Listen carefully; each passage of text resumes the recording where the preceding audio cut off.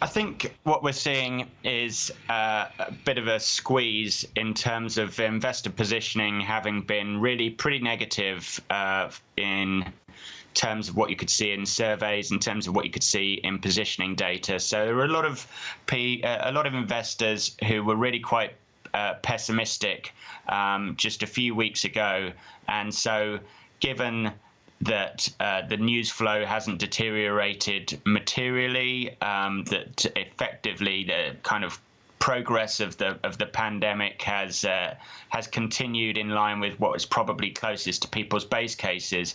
The passage of time's decreased a degree of uncertainty, and it's just helped markets to get a bit of a head start, which is then sucking in some of that cash that's been sat on the sidelines.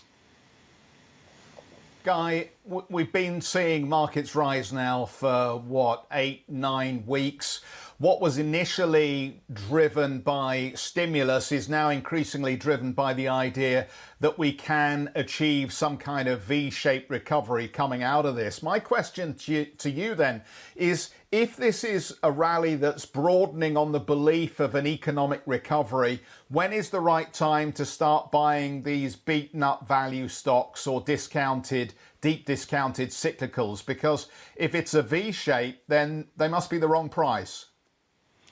Yeah, I mean, I don't think it is a V shape, or at least I know it's a bit of a cliche to say it. It's become a cliche to say it, but there isn't a single letter that describes what the shape of this recovery looks like.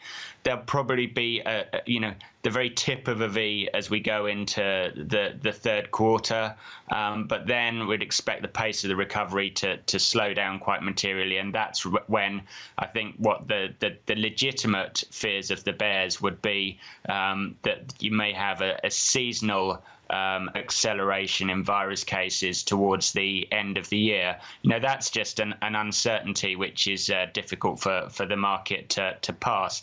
In terms of when you want to buy cyclical stocks, it's a bit of a mixed bag. There's some pretty cyclical stocks that have performed pretty well already, and there are some that look more structurally impaired. So we ourselves aren't going to be picking up airlines and cruise ships anytime in the near future, which isn't to say that there isn't a trading profit to be made out of them. It's just not something that would fit with our approach.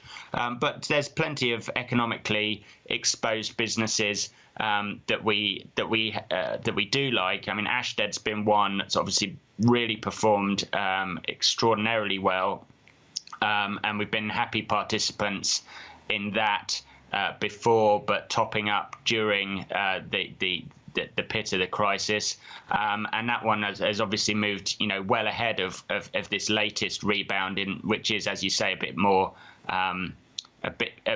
focused in the stocks where there's a longer term concern.